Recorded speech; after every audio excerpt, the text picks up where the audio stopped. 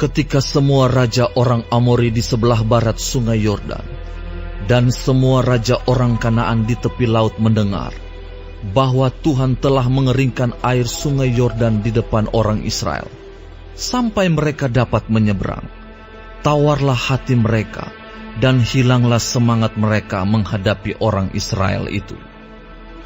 Pada waktu itu, berfirmanlah Tuhan kepada Yosua, buatlah pisau dari batu, dan sunatlah lagi orang Israel itu untuk kedua kalinya. Lalu Yosua membuat pisau dari batu, dan disunatnyalah orang Israel itu di bukit kulit katan. Inilah sebabnya Yosua menyunat mereka. Semua orang yang keluar dari Mesir, yakni yang laki-laki, semua prajurit, telah mati di padang gurun di tengah jalan setelah mereka keluar dari Mesir.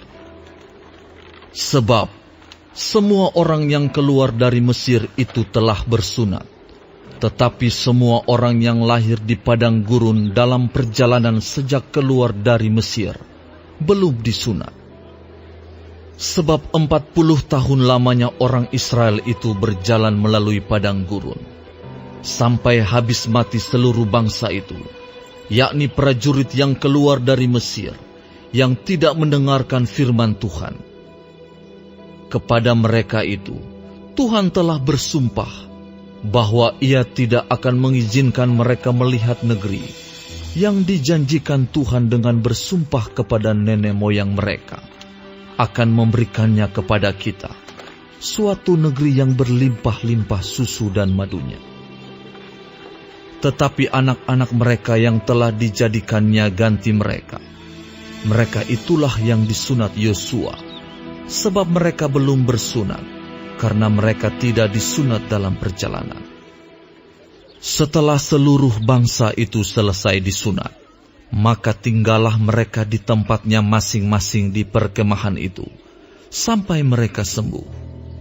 Dan berfirmanlah Tuhan kepada Yosua, hari ini telah kuhapuskan celah Mesir itu daripadamu. Itulah sebabnya nama tempat itu disebut Gilgal sampai sekarang. Sementara berkemah di Gilgal, orang Israel itu merayakan Paskah pada hari yang ke-14 bulan itu, pada waktu petang di dataran Yeriko.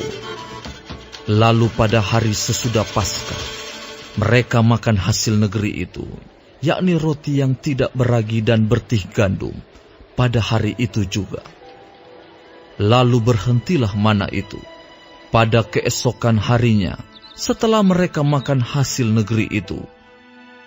Jadi orang Israel tidak beroleh mana lagi, tetapi dalam tahun itu mereka makan yang dihasilkan tanah Kanaan. Ketika Yosua dekat Yeriko, ia melayangkan pandangnya. Dilihatnya seorang laki-laki berdiri di depannya dengan pedang terhunus di tangannya. Yosua mendekatinya dan bertanya kepadanya, kawankah engkau atau lawan? Jawabnya, bukan, tetapi akulah panglima bala tentara Tuhan. Sekarang aku datang. Lalu sujudlah Yosua dengan mukanya ke tanah, menyembah dan berkata kepadanya, apakah yang akan dikatakan Tuanku kepada hambanya ini? Dan panglima bala tentara Tuhan itu berkata kepada Yosua, tanggalkanlah kasutmu dari kakimu, sebab tempat engkau berdiri itu kudus. Dan Yosua berbuat demikian.